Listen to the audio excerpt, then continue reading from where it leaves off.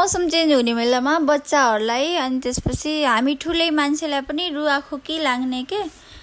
अनि मेरो बच्चाहरूलाई पनि रुगा लागेको छ अनि बच्चाको बाबालाई पनि। अनि मैले पनि रुगा नलाग्दै पिउँ न त भनेर आज मैले घरेलु रुगाको औषधि घरमै रुगाको औषधि बनाउन लागेको छु। त्यसको लागि मैले ओखलीमाली अदुवा कुट्नको लागि अनि यता फेरि छोरोले म आफै गर्छु मलाई सिकाउनु त भन्दैछ।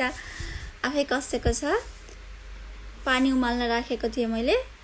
उम्लिरहेको पानीमा अदुवा अनि ज्वानो राखेर एकदम मजाले उम्लिन दिने है। तपाईहरु कतिको पिउन चाहनुहुन्छ त्यही अनुसार पानी राखेर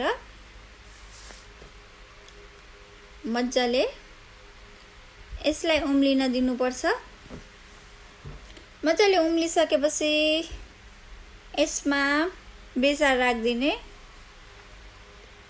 बेसार एकदम औषधि हो के, यो रुगाखोकीको औषधि हो। यस बेसार त मजाले उम्लेको दुधमा यतिकै घोलेर खाँदाखेरि पनि राम्रो हुन्छ के, रुगा लागेको ठिक हुन्छ।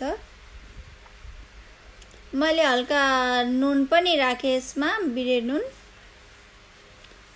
अनि अब यो पक्ति पाकेर रेडी भइसकेको छ। अब मैले यसलाई छान्छु। छानिसकेपछि मैले यसमा हनी राख्ने छु।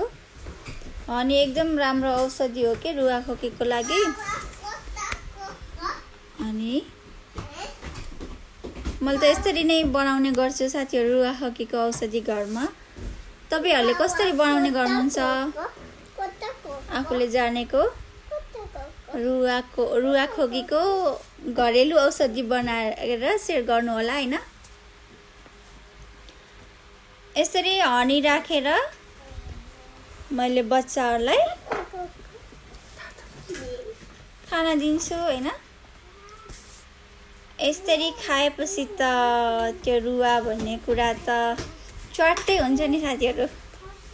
ल तपाईहरुलाई कस्तो लाग्यो मेरो रुगाखोकीको